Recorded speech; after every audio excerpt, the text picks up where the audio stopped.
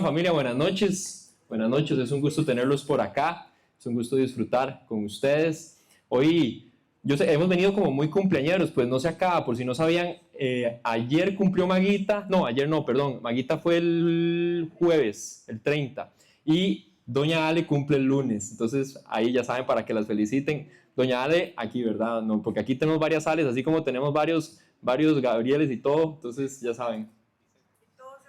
Ajá, y Chechos también hay varios, entonces ya saben, aquí el Señor todo lo multiplica, entonces para que les deseen feliz cumpleaños. También Eli está cumpliendo años, no hoy específicamente, pero está cumpliendo años Eli también, entonces más bien hoy tienen, sí, es hoy, ¿verdad? Ah, perdón, pensaba que era mañana también.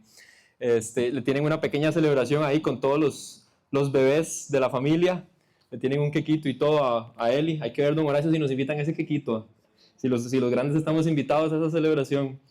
Más bien yo creo que ese es el privilegio que hizo sacar a Jonah y a Nati de la cueva, que tuvieran ese cumpleaños. No, pero familia, es un gusto de verdad, como siempre, tenerlos por acá. Es muy chido verlos, ver siempre que llegan, y cuando no llegan y tienen rato de venir nos hacen mucha falta. Siempre la gente pregunta por ustedes, entonces sepan que son amados acá por todos nosotros. Hoy estamos o volvemos a la serie de lo que nadie predica. Después de esas dos enseñanzas que don Horacio nos dio tan chivas acerca de la reforma, que estuvieron espectaculares, si usted se las perdió, puede buscarlas en YouTube y en Spotify, ahí están las prédicas. Fue más como una clase. Don Horacio nos explicó de una forma muy chiva más detalles acerca de la reforma. Yo pensaba más bien que yo decía, como don Horacio del año pasado a este va a enseñar cosas nuevas. Y de verdad estuvo muy bueno todo lo que enseñó, la importancia del tema de la reforma para el cristianismo y cómo tenemos que seguirnos reformando. Pero bueno, empezamos mes, estamos en noviembre, ya se empiezan a sentir esos fritos navideños, ojalá deje de llover para que ya empiece así la Navidad sin lluvia. Pero volvemos a la serie que estábamos, que se llama Lo que nadie predica. Si usted no ha escuchado de esta serie o no ha podido ver ninguna de las prédicas, es una serie que armamos de temas específicos que a veces las iglesias no les gusta predicar, porque tienden a ser temas incómodos, tienden a ser temas que no gustan, tienden a ser temas que generan polémica. Y no lo hacemos con el afán de generar polémica porque sí, lo hacemos porque la Biblia lo habla. Y si la Biblia lo habla, nosotros tenemos que hablarlo y tenemos que enseñarlo. Entonces, hoy específicamente vamos a tener un tema también interesante, como han sido todos los de esta serie. Es un tema un poco incómodo, pero justo y necesario para la iglesia, así como pasaba en la iglesia al momento, para la iglesia de hoy. Y para irnos metiendo en el tema, les voy a hacer una pregunta. Ustedes saben que a mí siempre me gusta iniciar con preguntas así para ir alistando la comida. Si yo voy, aquí a los que les gusta cocinar, si yo voy a una clase de cocina, ¿ya me puedo considerar un chef? Respóndanme. No. Ok, no, yo pregunto, puede ser que alguien piense que sí, entonces me gustaría conocer su opinión. Ahora, ok, una clase no es suficiente. Si yo llevo un curso completo de cocina, semestre, un año, varios años, pero tal vez no lo pongo en práctica, ¿me puedo considerar un chef? Ok. Ahora, si además de que yo llevo el curso completo, si además de que he llevado las capacitaciones, yo paso toda mi vida leyendo libros de recetas, paso viendo Food Network, paso viendo en YouTube pura doña tía Florita, que ya tía Florita ya no está, pero me acuerdo de tía Florita porque a mi abuelita le encantaba tía Florita. Paso viendo puros videos de recetas, ¿me puedo considerar un chef? No. Ok. Ya van a ver por qué hoy vamos a tocar este tema y por qué es importante este tema. Pero primero los invito a que me acompañen a orar para poner esta enseñanza en las manos de Dios. Padre Celestial, te damos gracias por esta noche, papá. Gracias por el privilegio que tenemos de poder estar acá. También gracias por los que no pudieron venir en medio de sus circunstancias, Dios. Gracias incluso porque frenaste la lluvia para que pudiéramos llegar, Dios, y no nos empapáramos. Te pido que seas tú quien dirija esta enseñanza, así como me has ayudado preparando el estudio, Dios, que seas tú el que hable a nuestros corazones, que sea tu Espíritu el que nos hable, el que hable a nuestro entendimiento, el que hable a nuestra razón y a nuestro corazón, Señor. Que no solo lo escuchemos, sino que lo entendamos, que podamos aplicarlo en nuestra vida e incluso compartirlo con otro, Dios. Ese es el mensaje, tenemos que compartirlo, tenemos que hablarlo, Señor. Entonces, que lo que hoy vayamos a estudiar, Padre Celestial, que lo que vamos a ver, de verdad cale en nuestros corazones, eche raíces profundas y dé frutos, Padre Celestial, en nuestra vida.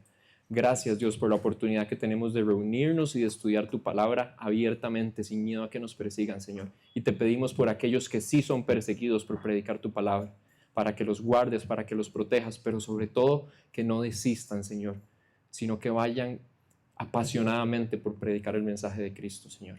Gracias, Padre, por tu misericordia. Todo esto te lo pedimos en el nombre poderoso de Cristo Jesús. Amén y amén. Hoy vamos a estar hablando de la diferencia entre el cristianismo cómodo y el verdadero discipulado. El cristiano cómodo versus el verdadero discipulado. Ya hay ahí de temita. Hoy es un tema interesante. Cuando Andrés y yo nos sentamos, cuando vimos el calendario de las prédicas y lo vi yo dije, uy, Andrés, la que me tocó. Pero después ¿cuándo fue esta semana? Me preguntó que cómo se siente con la prédica, está muy asustado. Digo yo, no, vamos a ver cómo nos va. Ese tipo de temas así, a mí me gustan. No son fáciles, pero me gustan. El Señor enseña mucho también. Entonces, vamos a estudiar cuál es la diferencia entre el cristianismo cómodo o el cristiano cómodo, una persona que está cómoda, una persona que se considera cristiana, versus lo que la Biblia enseña que es un verdadero discípulo, que es un verdadero discipulado. Como primer punto, entendamos la diferencia. Entendamos la diferencia entre un creyente y un discípulo. Esto también surge de una conversación que Andrés y yo tuvimos. En realidad había más personas y fue una conversación bastante interesante porque todo surgió porque Andrés, aconsejando a una persona, llegó y le dijo, usted no debería, ¿cómo fue que dijo? Usted no debería tener una relación, estaba hablando de noviazgo y de matrimonio, usted como discípulo no debería tener una relación o debería tener mucho cuidado a la hora de tener una relación con un creyente, porque a veces eso tiende a generar división, a veces piensa que el yugo desigual es solo entre evangélicos y no creyentes, o a veces incluso entre evangélicos y católicos, pero a veces llega más allá, que incluso puede llegar a eso, entre un creyente y un discípulo, y puede crear división. ¿Pero por qué? La diferencia primero está en el corazón. Y ahora sí, como siempre, vamos a la Biblia. Como ustedes saben, ahorita como estamos yendo temáticamente, vamos a recorrer distintos textos bíblicos. Entonces, primero va a ser Juan, capítulo 8, del versículo 31 al 32. Aquí es Jesús hablándole a los judíos. Dice, entonces Jesús decía a los judíos que habían creído en él, si ustedes permanecen en mi palabra, verdaderamente son mis discípulos y conocerán la verdad y la verdad los hará libres. La primera, una forma de identificar a un discípulo. Si ustedes permanecen en mi palabra. Vamos a otro texto. Santiago, capítulo 2, versículo 17 y 18. Dice, así también la fe por sí misma, si no tiene obras, está muerta. Pero alguien dirá, tú tienes fe y yo tengo obras. Muéstrame tu fe sin las obras y yo te mostraré mi fe por mis obras. Entonces, basado un poco en el texto y en esa conversación que habíamos tenido Andrés y yo, ¿qué vemos primero del creyente? ¿Qué hemos podido identificar de una persona que se considera creyente o un cristiano cómodo? No necesariamente es que aplica 100% de estas características, pero uno las nota y uno las va notando a través del tiempo. El creyente es alguien que dice que cree que Jesús es real, es alguien que dice con su boca que Jesús es el Hijo de Dios, es alguien que dice yo soy cristiano si se le pregunta, o incluso pasa de no ser cristiano a ser cristiano, pero usted no nota un cambio real en su vida. Ahora dice que cree en Jesús, pero su comportamiento en la casa es el mismo, sus palabras o su forma de expresarse es la misma, su integridad es la misma, buena o mala como la tenga es la misma, su forma en el trabajo de relacionarse es la misma, su forma de trabajar es la misma. Entonces no ve un cambio. Otro, sí, el creyente es una persona que puede asistir a la iglesia, es una persona que uno la puede ver orando, cantando, pero no obedece. Y quiero dejar claro que cuando yo digo el creyente, yo me meto en ese saco porque yo he estado en ese saco. Porque yo, a diferencia de muchos testimonios, yo no soy el típico testimonio de que yo salí de la droga, o yo era un asaltante, o yo salí de calle, no. Yo gracias a mi madre, fui criado en el evangelio. Y después, gracias a mis abuelos, también tuve un apoyo en el tema de la fe. Por ejemplo, esa señora que está ahí sentada. Entonces, señora, vieran. Pero a pesar de que yo nací en el cristianismo, por así decirlo, mi cristianismo era el de un creyente. Era alguien que, a mí me enseñaron a cantar, entonces yo cantaba. A mí me enseñaron que tenía que orar, yo oraba. Pero no había aquí nada. No había aquí un sentido. Yo lo hacía porque así me enseñó mi mamá.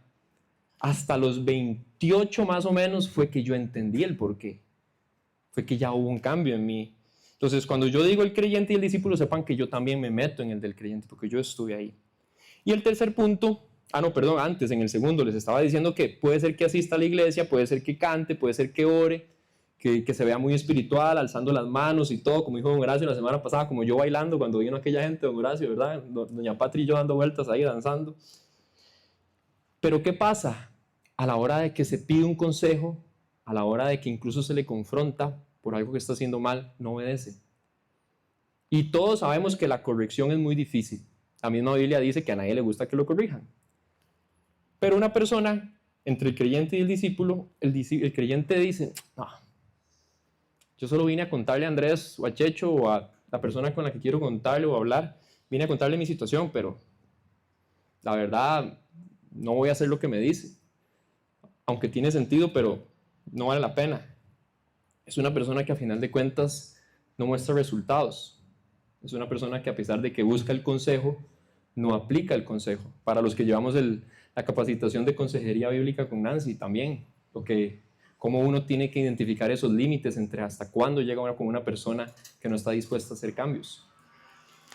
Y el tercero es una persona que busca consuelo, pero no transformación. ¿Qué es un ejemplo de esto? Es una persona que siempre quiere hablar con usted y siempre es para desahogarse. Y sí suelta lágrimas y no estoy minimizando el dolor de la persona. Su dolor es muy real, su dolor es genuino, pero lo único que busca es que la escuchen, lo único que busca es hacer catarsis, porque hoy viene muy cargada, ocupo que me escuchen, entonces ocupo soltarlo con usted. Pero después cuando la otra persona lo aconseja o le dejan algunas tareas, como hace el psicólogo, como hace el consejero, no, ya ahí no. Yo ocupaba que usted me escuchara, nada más. Entonces busca consuelo, pero no busca transformación. No busca un cambio. En cambio, el discípulo, ¿qué dice el primer texto? Si verdaderamente son mis discípulos, ¿y qué? Si ustedes permanecen en mi palabra. ¿Qué es permanecer? Permanecer es mantenerse unido. En el contexto bíblico, permanecer es mantenerse unido a la palabra. Mantenerse unido es que no solo la leo, sino que la identifico, la estudio y la practico. Lo que dice la palabra. No solo los versículos fáciles de entender, los versículos difíciles incluso de aceptar. El discípulo permanece en la palabra, es alguien que obedece lo que dice la Biblia a pesar de que no me gusta mucho, a pesar de que qué pereza. Segundo, el discípulo se deja moldear por el Espíritu. Es alguien que se deja moldear, es alguien que baja la cabeza y escucha. Es alguien que se deja transformar. El discípulo no solo dice que Jesús existe, no solo tal vez dice que conoce a Jesús, el discípulo intenta vivir como Jesús, lucha por vivir como Jesús. Si se cae, se levanta porque sabe que su obligación es vivir como Jesús. Y cuarto, su fe lo lleva a actuar. Por eso lo de la fe sin obras está muerta. Porque sí, puede ser que nosotros enseñamos, y así lo dice la Biblia, así lo dijo Jesús, que para salvarnos no hay que hacer ninguna acción más que reconocer a Cristo como Salvador y arrepentirse de sus pecados. Usted no ocupa bautizarse para ser salvo, no ocupa hacer nada de los rituales que a veces la iglesia ha metido como para ser salvo. Jesús dijo, el que reconoce que yo soy el Hijo, es salvo. Nadie viene a través de mí, nadie llega al Padre si no es a través de mí. Pero cuando usted conoce a Cristo de verdad, tiene que haber un fruto real y ese fruto es actuar. Tiene que haber obras de generosidad, obras de apoyo, obras de servicio. Tienen que haber obras. Ahora, hago las caras de todos así medios asustados. Ya vimos un poco la diferencia y por qué viene del corazón. ¿Cuál es la diferencia de corazón entre el creyente y el discípulo? Ustedes entonces pueden decir, bueno, está bien. Puede ser que algunos se consideren creyentes, puede ser que algunos lo hayan vivido como yo. ¿Cuál es el costo de volverse un discípulo? Siguiente paso, bueno, voy a luchar por volverme un discípulo. ¿Cuál es el costo? Vamos a ver qué dice. Lucas capítulo 14, versículo 25 al 33. Grandes multitudes acompañaban a Jesús y él, volviéndose, les dijo: si alguien viene a mí y no aborrece a su padre y madre, a su mujer e hijos, a sus hermanos y hermanas, y aún hasta su propia vida, no puede ser mi discípulo. El que no carga su cruz y me sigue, no puede ser mi discípulo. Porque ¿quién de ustedes, deseando edificar una torre, no se sienta primero y calcula el costo para ver si tiene lo suficiente para terminarla? No sea que cuando haya echado los cimientos y no pueda terminar, todos los que lo vean comiencen a burlarse de él, diciendo: este hombre comenzó a edificar y no pudo terminar. ¿O qué rey, cuando sale al encuentro de otro rey para la batalla, no se sienta primero y delibera si con 10,000 hombres es bastantemente fuerte para enfrentarse al que viene contra él con 20,000? Y si no, cuando el otro está todavía lejos, le envía una delegación y pide condiciones de paz. Así pues, cualquiera de ustedes que no renuncie a todas sus posesiones no puede ser mi discípulo. Y esto obviamente aquí no quiere decir que entonces si usted quiere ser discípulo tiene que ir a insultar a su papá y a su mamá, ¿verdad? Porque como empezaba a volverse a padre y madre, no, Jesús lo que está enseñando es que hasta eso, que si usted en algún momento tiene que sacrificar eso porque lo está confrontando con Cristo, tiene que hacerlo. Entonces, ¿qué implica ser discípulo? ¿Cuál es parte del costo? Priorizar a Cristo sobre todo, la familia, los bienes, el trabajo y los sueños personales. Cristo tiene que estar por encima de todo. Habla también un ejemplo, da Jesús del calcular el costo y aún así decidir seguirlo. Bueno, estoy dispuesto a pagar el precio. Estoy dispuesto a pagar el precio que implica ser un discípulo de Cristo. Estoy dispuesto a la burla, a la crítica, estoy dispuesto al rechazo, estoy dispuesto a que en mi propia familia puede ser que no me entiendan, estoy dispuesto a generar división, porque el mismo Jesús dijo que el Evangelio genera división. Estoy dispuesto a hacerlo. El precio es muy alto versus la ganancia, que es la salvación y la vida eterna. Estoy dispuesto a ser rechazado e incomprendido. Eso es parte del costo de ser discípulo. Y es difícil. Obviamente a nadie le gusta ser rechazado, a nadie le gusta ser criticado, a nadie le gusta ser odiado y el montón de cosas que pasan los discípulos. No me voy más allá, por ejemplo, la persecución que viven los misioneros en los países no alcanzados. Ahora voy con Juan capítulo 6, versículo 26 al 27. Jesús le respondió: en verdad les digo que me buscan, no porque hayan visto señales, sino porque han comido de los panes y se han saciado. Trabajen no por el alimento que perece, sino por el alimento que permanece para vida eterna, el cual el Hijo del Hombre les dará, porque a Él es al quien el Padre, Dios, ha marcado con su sello. Y después, en Juan, pero ahora en el 6, más adelante, del 66 al 68, antito les voy a dar un poco de contexto, en esta enseñanza que está dando Jesús le estaba hablando a multitudes, y el tema se empieza a tornar complicado. Jesús hizo las mismas, empezó a tocar temas que la iglesia, que los fariseos no enseñaban o no le querían enseñar porque generaba división.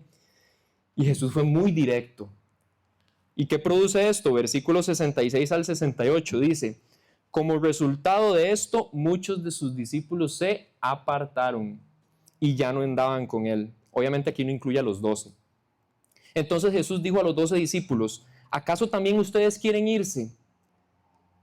Y Simón Pedro le respondió: Señor, ¿a quién iremos? Tú tienes palabra de vida eterna y nosotros hemos creído y sabemos que tú eres el Santo de Dios. Jesús primero no busca multitudes, busca comprometidos. Especialmente en una época donde lo que buscamos es que más gente nos siga, que más gente nos dé pelota, que más likes recibir en las fotos, en Instagram, en redes sociales, en Facebook, en TikTok, lo que sea que usted tenga. Buscamos que la gente nos dé pelota, que en la familia todo el mundo nos dé la razón. Y entre más gente me dé la razón, mejor. Jesús no buscó eso. Jesús no buscó las multitudes. Él busca personas comprometidas. Porque no es como que Él nos necesita para hacer su obra. Él nos permite ser parte de su obra. La multitud lo seguía por pan y milagros, que es con lo que empieza en el 66, perdón, en el 26. En verdad les digo que me buscan no porque hayan visto señales, sino porque han comido de los panes. Andaban con Jesús solo por los milagros, por lo que Él les podía dar y ya. Cuando el mensaje se volvió difícil, ¿qué pasó? Muchos se fueron.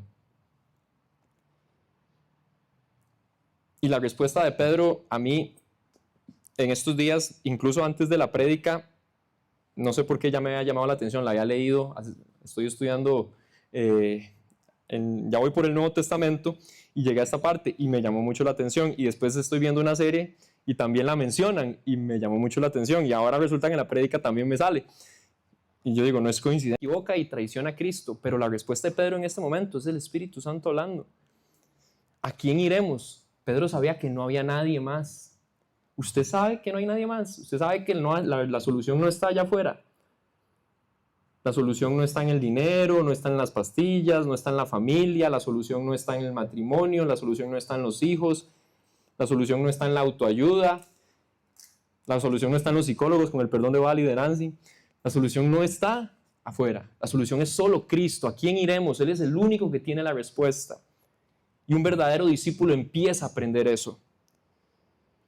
Un verdadero discípulo entiende ese costo. Que no hay respuesta afuera, que la única respuesta es Cristo y está en su palabra. Ahora, yo hablaba con Chris, aquí Chris me dio el permiso de usar su testimonio. Esto surge también de una conversación que tuvimos el martes pasado en el grupo de hombres, de una pregunta que yo les hice. Bueno, de un comentario en realidad. Yo me desahogué, o sea, lo que les dije ahora de desahogarse, yo me desahogué de una frustración que tenía. Y entonces, ¿saben por qué? Porque a mí me intriga, voy a usar esa palabra, a mí me intriga el fenómeno moderno casi que nació con la pandemia. Vamos a ver, el trastorno ya existía, pero se popularizó con la pandemia, y es la famosa ansiedad social, que ahora se ha vuelto un término muy común usado y cualquiera lo usa solo porque no quiere salir de la casa o porque no quiere hablarle a la gente. Y hay una diferencia entre tener un trastorno y estar diagnosticado, y otra cosa es que simplemente no me da la gana de hablarle a la gente o que me cae mal la gente. Pero lo malo no es eso. Es malo para mí, en mi opinión personal, no dice la Biblia. Para mí lo malo es usar eso de excusa para predicar a Cristo. Esa es la catarsis que yo tuve que hacer, esa es la frustración que yo saqué el martes. Escuchar personas que dicen que son cristianas y que han vivido y que han visto a Cristo usar de excusa la ansiedad social cuando ni siquiera son diagnosticados como ansiedad social para predicar a Cristo. No, es que yo no puedo, es que yo no le hablo a mis compañeros de trabajo, yo no hablo a mi familia porque yo tengo ansiedad social. Pero yo llego y hablo con Chris, y Chris sí está diagnosticado como ansiedad social médicamente, y verlo ir y hablar a Cuba, y verlo ir y va a otros países, y verlo aquí en la actividad del Día del Niño, hablar con los invitados del barrio y conocerlos y acercarse a la persona y preguntarles. Y yo le pregunté, Chris, para vos es fácil, ¿qué es? ¿Que se te apaga el switch de ansiedad social? Me dice que no, que por dentro se está muriendo. Que por dentro humanamente se está muriendo, le duele. Pero la respuesta de él es como la asocio yo con la de Pedro. La obligación que yo tengo con Cristo es más grande que mi enfermedad o mi trastorno. Lo que Cristo hizo por mí pesa mucho más que cualquier enfermedad y cualquier trastorno y cualquier excusa que yo pueda poner. Entonces, que una persona que sí está diagnosticada y de manera tan severa como Chris lo pueda hacer, ¿cómo no me va a dar cólera escuchar a cristianos o que les dé miedo o que les dé vergüenza hablar de Cristo?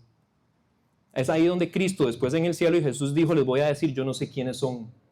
Porque si a ustedes les dio vergüenza hablar de mí en la tierra, ¿cómo yo voy a validarlos frente al Padre? El costo moderno del discipulado sigue siendo el mismo. Sigue siendo ser rechazado, sigue siendo ser criticado, y va a seguir pasando. Y yo entiendo, vamos a ver, yo me enojé, yo me frustré y me sigue frustrando eso. Pero también entiendo, yo sé que no es fácil. Tal vez ustedes dicen, es que Checho, usted es un bombete y usted le habla a todo el mundo. Sí, pero el hablar de Dios nunca es fácil. Porque para mí es facilísimo llegar a hablarle a alguien, eso todos lo saben. Pero yo sé lo que es sentir esa nervia cuando uno va a hablar de Cristo. ¿Qué le digo? ¿Cómo le entro? ¿Cómo le llego? ¿Y si me trata mal? ¿Y si se enoja? Yo sé lo que es eso. Pero como dice Chris, no es suficiente excusa. Es más grande el peso de la cruz que eso. Es más grande la salvación de esa persona que eso. Y yo sé que la salvación no depende de mí. Pero poder decir, yo fui un instrumento de Dios, qué chiva. Es impresionante poder ser ese instrumento. Entonces el costo moderno sigue existiendo. Y no quiero minimizarlo, sigue existiendo. Pero ¿estamos dispuestos a pagar ese precio? ¿O solo quiero ser un cristiano cómodo? Ahora, punto número 3. ¿Cómo puedo? Ya hablamos un poco del costo, ok, vamos a dar los pasos. ¿Cómo paso del confort al compromiso? Y aquí viene un ejemplo muy conocido, muy vacilón, especialmente que a veces se hace referencia entre las mujeres. Lucas 10, especialmente las que son mamás y amas de casa, versículo 38 al 42. Yo creo que todos los hijos se las hemos tirado a la mamá. Mientras iban ellos de camino, Jesús entró en cierta aldea y una mujer llamada Marta lo recibió en su casa. Ella tenía una hermana que se llamaba María, que sentada a los pies del Señor escuchaba su palabra. Pero Marta se preocupaba con todos los preparativos y acercándose a él le dijo: Señor, ¿no te importa que mi hermana me deje servir sola? Dile pues que me ayude. El Señor le respondió: Marta, Marta, tú estás preocupada y molesta por tantas cosas, pero una sola cosa es necesaria, y María ha escogido la parte buena, la cual no le será quitada.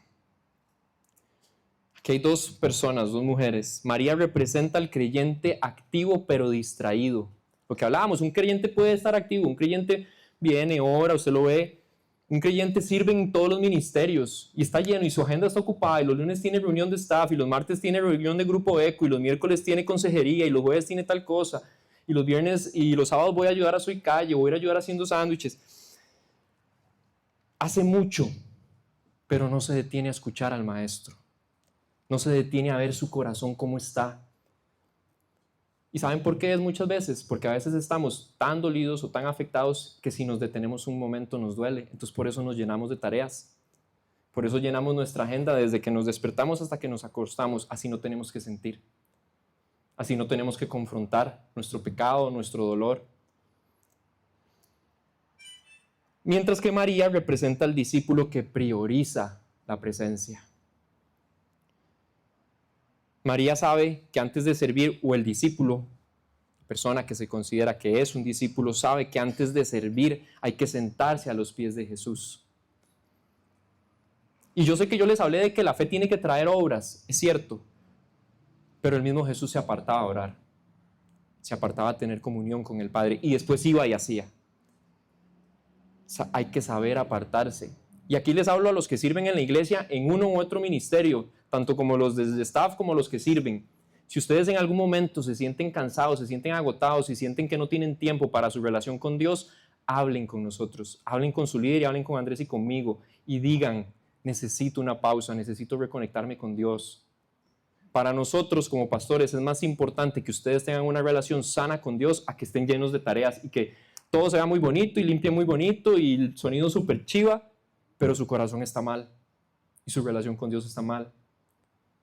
Entonces, si necesitan hacer eso, y esto lo extiendo a todos, los que sirven y los que no sirven en la iglesia, si ustedes ocupan hacer una pausa en su vida, háganla.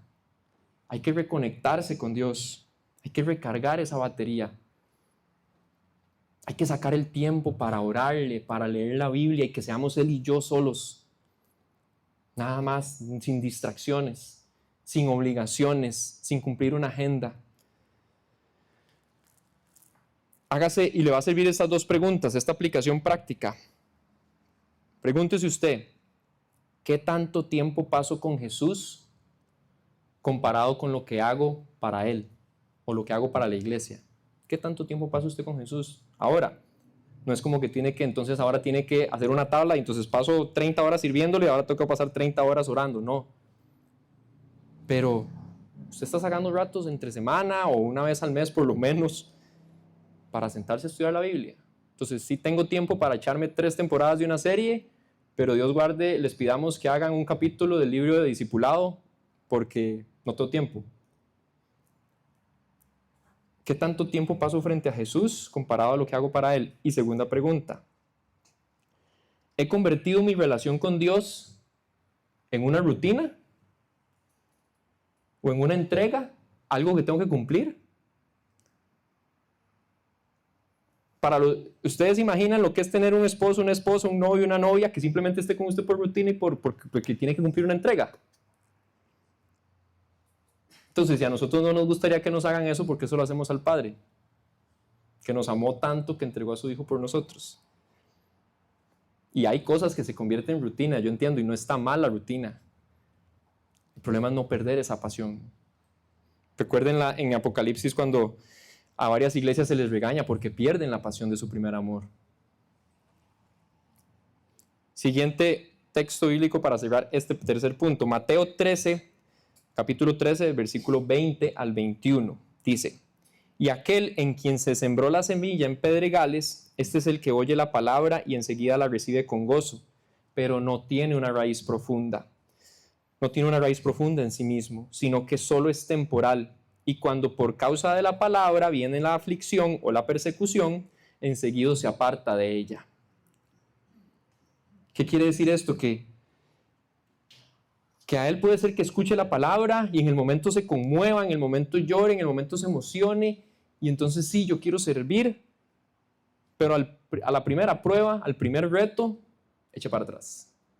No, se puso difícil, se puso cuesta arriba. Es como cuando uno dice, voy a empezar dieta este año, voy a empezar a hacer ejercicio, y a la primera, mejor eche para atrás. En el cristianismo y nuestra relación con Dios es igual, nos enfriamos o nuestras raíces no son tan profundas. Y cuando vienen las pruebas que hacemos, nos apartamos de Dios. En cambio, el verdadero discípulo echa raíces profundas. No es que no tiene pruebas, no es que le es muy fácil pasar la prueba, sino que tiene raíces profundas. Hay una analogía que es muy utilizada entre pastores y es el de las palmeras. Cómo la palmera resiste tempestades y se sostiene por las raíces que tiene. No es que no recibe tempestades, pero tiene raíces profundas. Nosotros debemos construir esas raíces. Debemos profundizar más bien esas raíces en nuestra relación con Dios. Y así vamos pasando del conformismo al compromiso. Así nos vamos conectando más con Dios. Ahora, vamos al último punto. Hay un beneficio también, o más que beneficio, hay un fruto. Y es el fruto del verdadero discipulado. ¿Cuál es el fruto del verdadero discipulado? ¿Cuál es el resultado de un verdadero discipulado? Porque sí, yo sé que todo ha sonado muy difícil, todo ha sonado muy oscuro, todo ha sonado muy, bueno, como quiera. Pero también hay una parte positiva de todo esto. Hay un montón de partes positivas, pero quiero enfocar en esto. Primero, Mateo, capítulo 28, del versículo 18 al 20. Acercando Jesús les dijo, esta es la famosa gran comisión, toda autoridad me ha sido dada en el cielo y en la tierra. Vayan pues y hagan discípulos de todas las naciones, bautizándolos en el nombre del Padre y del Hijo y del Espíritu Santo, enseñándoles a guardar todo lo que les he mandado. Y recuerden, yo estoy con ustedes todos los días hasta el fin del mundo.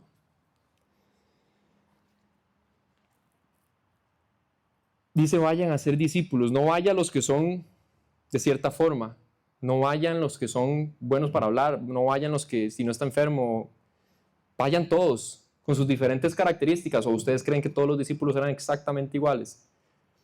Vayan y hagan discípulos de todas las naciones. Aquí yo veo al creyente y al discípulo de esta forma. Sí, el creyente recibe bendición, porque a final de cuentas Dios es tan grande y tan misericordioso que hasta, como dicen, llueve sobre justos e injustos. Entonces, el creyente se puede ver beneficiado, puede ver la gloria de Dios. No es que como por ser creyente no ve la gloria de Dios, la ve, disfruta de ella. Pero el discípulo no solo la ve, no solo la disfruta, el discípulo la comparte. ¿Por qué? Porque aquí Jesús le enseñó a 12 y les dijo, ustedes, esto que aprendieron tienen que ir a enseñarlo a otros. No se pueden quedar con ese secreto, con esa revelación, no se pueden quedar con ese tesoro. El discípulo comparte la bendición y Dios lo usa no solo para compartirla, sino para reproducirla, que llegue a muchos más. Y ojo, no es la definición materialista de bendición. No es como que entonces se van a multiplicar los bienes o todo va a aumentar de forma exponencial. Aquí la bendición es compartir el mensaje de Cristo. Porque recordemos que esa es la bendición más grande. La bendición no es que a mí me den un buen trabajo, no es poder pagar las cuentas a final de mes, no es que en mi familia nadie se enferme. Esas son cosas buenas y cosas que uno pide normalmente y no está mal. Pero la bendición suprema es que otros conozcan a Cristo. La bendición suprema es la salvación por medio de Cristo. La bendición que le gana a todas y por la cual sucedió el sacrificio es la salvación. Y Jesús dijo, vayan y hablen, no se queden callados, hagan discípulos de todas las naciones, más adelante, enseñándoles a guardar todo lo que les he mandado. Esa es la bendición que tenemos nosotros que reproducir, o que Dios debe reproducir a través de nosotros. Debemos compartir esa bendición. El propósito de Jesús no fue tener creyentes, nunca el propósito de Jesús fue tener creyentes, sino formar personas que se dispongan no solo a escuchar, sino a compartir, a multiplicar esa bendición. El verdadero discipulado se refleja en amor, servicio y testimonio. ¿Cómo es eso? ¿Cómo es un ejemplo de eso? O varios ejemplos de eso. En servicio, porque cuando usted ya entiende lo que es ser un discípulo, y otra vez no quiere decir que le sea fácil. Es como el tema de la valentía. No es que usted se vuelve valiente porque deja de tener miedo, no. Es porque a pesar del miedo usted supera eso y se enfrenta y actúa y avanza. El verdadero discípulo se refleja en servicio. Servicio. El verdadero discípulo ya está dispuesto a ayudar. ¿Qué necesidad tiene esa persona? Mira, lo vi que llegó triste. ¿Cómo podemos ayudarle? Y no es solo en oración, que sí, la oración es sumamente importante y no la minimizo, pero tenemos que ir más allá. ¿Qué necesidad podemos suplir como iglesia de esa persona? ¿Cómo podemos ayudarlo? Después, en amor. El verdadero discípulo se refleja en amor. Jesús dijo, si ustedes se aman entre ustedes, la gente sabrá que ustedes son mis discípulos. ¿Y qué quiere decir amarse? No, amarse no es como decía Barney, te quiero yo. No, amarse es que cuando el otro no me lo soporto, es perdonarlo. Que cuando mi jefe, cuando el líder del grupo ECO no me cae bien, ¿verdad? Es amarlo. Que cuando Andrés da una corrección es amarlo, es me gusta. Que cuando, incluso cualquier ejemplo, no me soporto al compañero de trabajo, no, en la familia, tengo estos problemas de familia, tengo que amarlo. Y entre discípulos, entre creyentes, Jesús hizo el énfasis. La gente sabrá que ustedes son mis discípulos y que si se aman entre ustedes, y amarse es perdonarse, es soportarse, es ayudarse, es acompañarse, es consolarse unos a otros. Entonces el verdadero discípulo se refleja en... Porque a veces el creyente solo yo necesito que me ayuden, yo necesito que me apoyen, yo necesito que me escuchen. El discípulo es, sí, tengo esas necesidades, pero también cómo yo puedo ayudar a otros. Y tercero, el verdadero discípulo se refleja en testimonio. El verdadero discípulo no se puede quedar callado. Porque es muy fácil para nosotros, si vamos a un restaurante y resulta que el restaurante está espectacular, ¿qué es lo primero que hacemos? Contarle a todo mundo. Vieras qué rico, viera qué restaurante italiano, viera los cortes de carne de ese rodicio, viera la hamburguesa que me comí, y lo publica en todo lado y fotos y todo. O si usted ve una película, la película está buenísima, también a todo mundo le zampa la película. ¿Por qué no hacemos lo mismo con Cristo? ¿Por qué nos cuesta tanto? Y como ha dicho don Horacio muchas veces, yo sé que a veces es que nosotros nos hacemos bolas también. ¿Cómo enseño yo a Cristo? Es que debería tener un estudio teológico para poder compartir a Cristo. Debería ser predicador, debería ser pastor. No. Los discípulos, ¿quiénes eran cuando Jesús los mandó? Lo que tienen que hacer es, ahí viene el ejemplo de don Horacio, es contar su testimonio. Usted cuente lo que Jesús hizo por usted. ¿Qué hicieron los discípulos? Los discípulos contaron lo que vieron. Yo vi que Jesús hizo estos milagros y vi que Jesús enseñó esto. ¿Qué tiene que hacer usted? Cuente lo que Jesús hizo por usted. Cuente lo que Jesús ha hecho en su familia. Cuente cómo Jesús ha estado ahí. Eso es testimonio, es ser testigo de lo que usted ha vivido y lo que ha visto y ha escuchado. Eso es un verdadero discípulo. Jesús invirtió 3 años en 12 discípulos, en 12 hombres, en 12 personas. No solo para salvarlos, sino para enviarlos. E imagínense, por esos 12, el mundo cambió.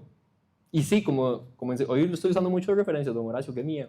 Y como enseñó don Horacio la semana pasada, siempre ocupamos una reforma.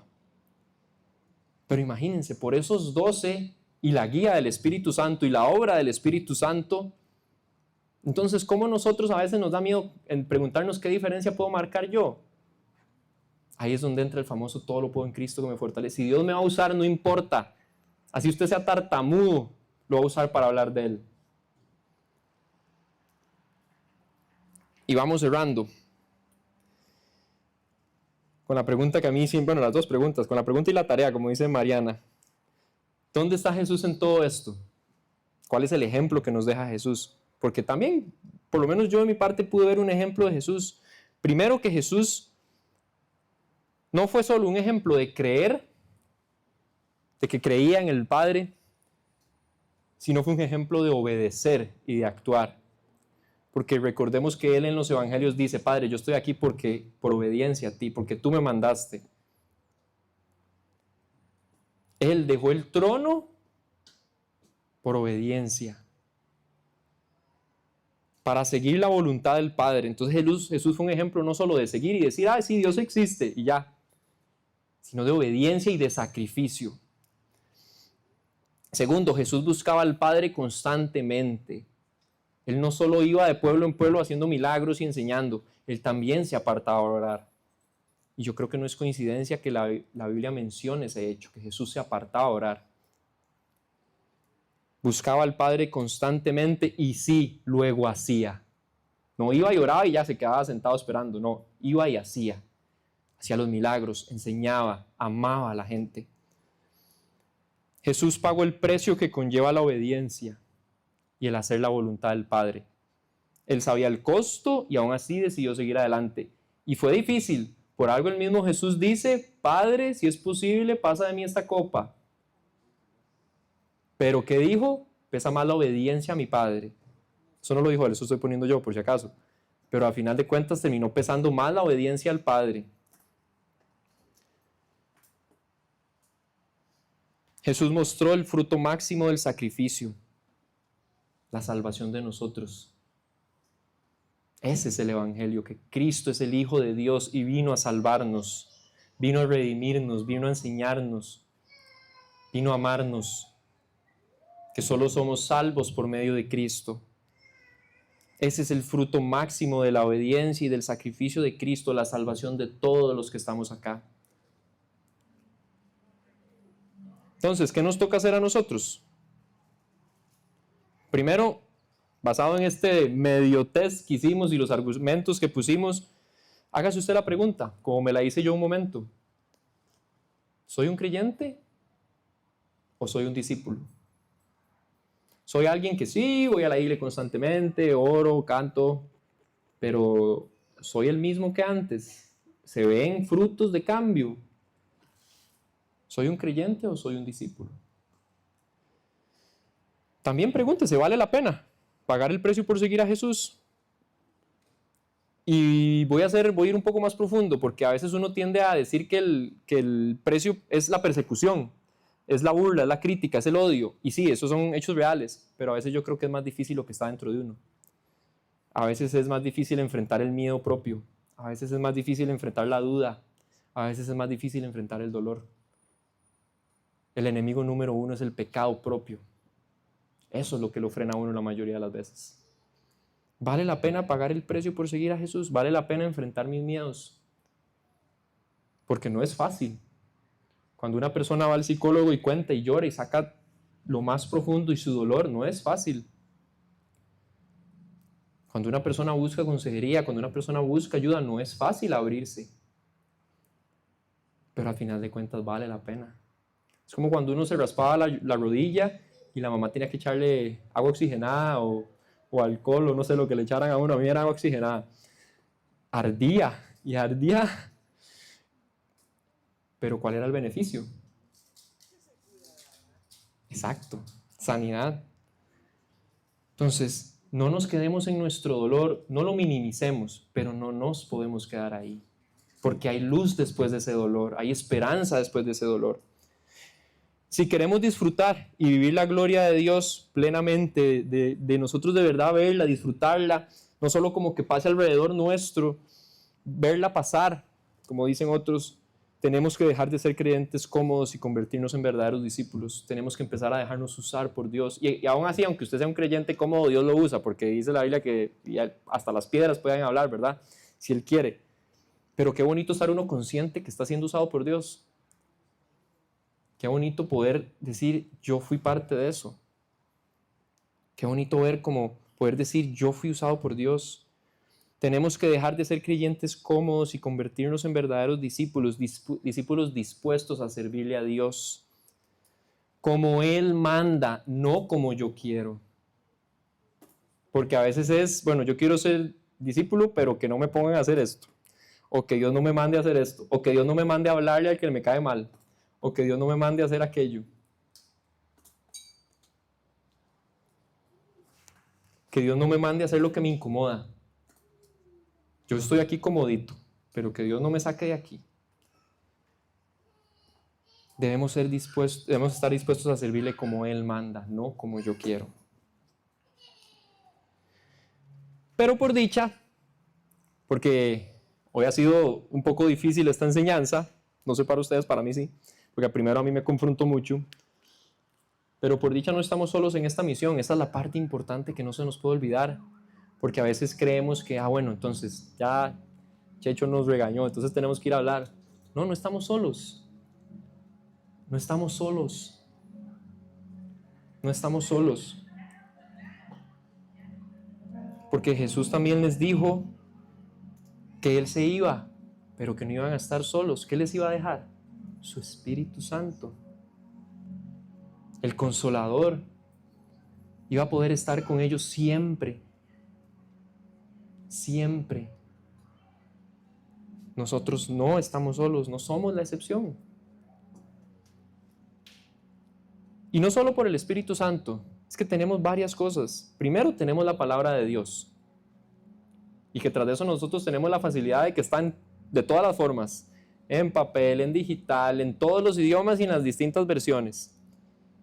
Tenemos la palabra de Dios como guía. Entonces, si tenemos la palabra de Dios como guía, usémosla. ¿Cómo los discípulos enseñaban? No eran grandes estudiosos de la fe, tal vez Pablo que era fariseo, pero había de todo ahí. Segundo, tenemos las obras que Dios ha hecho en nosotros mismos. Eso es lo que podemos contar, lo que Dios ha ido haciendo. A mí me frustraba porque por lo mismo, yo como había nacido en el Evangelio, yo no tenía ese gran testimonio de conversión. Pero aún así he visto lo que Dios ha hecho en mi familia, lo que Dios ha hecho en mi propia vida. Y puedo contar de eso. Y ahora puedo ver los frutos de escuchar a alguien y saber meter la palabra de ayuda. Hoy justo con Vale en un momento hablábamos de ese tema, de cómo hace uno para meter ahí la Biblia, ¿verdad? Para tirar el bibliazo, no en mal sentido, sino en buen sentido. Normalmente la Biblia es más fácil enseñarla y compartirla cuando alguien está pasando aflicción. Y si uno le ora eso a Dios, Dios va a abrir las puertas. En el grupo eco mío digo yo, el que yo apoyo los jueves, estábamos justo hablando del testimonio, cómo uno debe testificar. Y una de las partes Jesús dice que oren, Pablo pide que oren por puertas abiertas para enseñar. El Espíritu Santo es el último y el más importante. Bueno, la verdad no voy a poner como más importante. El Espíritu Santo está en nosotros. Está como respaldo y consuelo en nuestro caminar. Vale, si me ayudas con las luces, por favor. No estamos solos, familia. Entonces, la próxima vez que usted siente ese miedo, que usted sienta esa preocupación, sienta esa ansiedad, sepa que no está solo. Ahora, tampoco es que le estoy diciendo y que vaya y fuerce esa conversación. Pero empiece por pedirle a Dios que quite ese temor.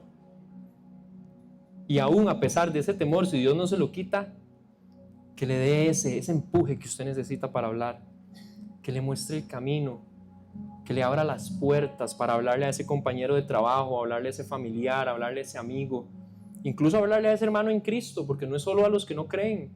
A veces tenemos que hablarnos entre nosotros y no es fácil. Pero no estamos solos. Tenemos a Dios, tenemos su palabra y tenemos su Espíritu Santo con nosotros.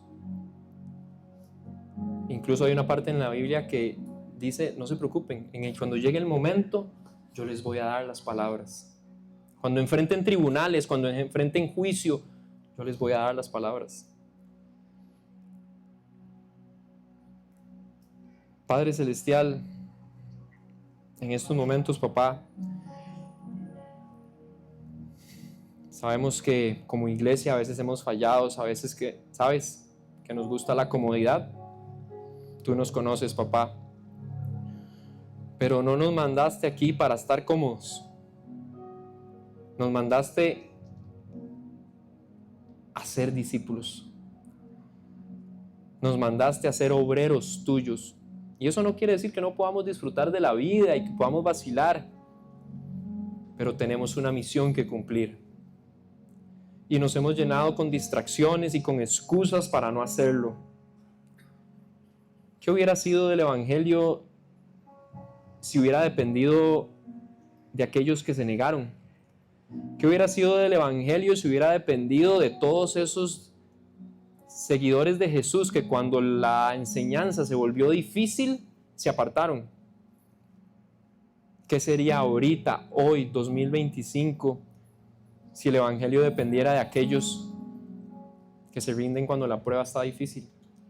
De aquellos que usan como excusa el trastorno de la ansiedad social o la pereza o el tiempo o la dureza del corazón del mundo. ¿Qué sería del Evangelio? ¿Qué pasaría con aquellos que no han escuchado tu palabra? Dice tu palabra que la mies es mucha y los obreros son pocos. Despiértanos, Señor, que haya más obreros dispuestos a predicar la palabra de Cristo. Y que no nos enredemos, Padre. Tú no buscas que nos enredamos, tú no buscas que seamos unos teólogos súper estudiados. Lo que quieres es que seamos un corazón abierto, que le contemos a otros lo que Cristo ha hecho en nuestras vidas. Y puede ser que tu obra no esté completa en nosotros. Porque a veces esperamos, bueno, cuando ya yo esté bien, yo le hablo a otros.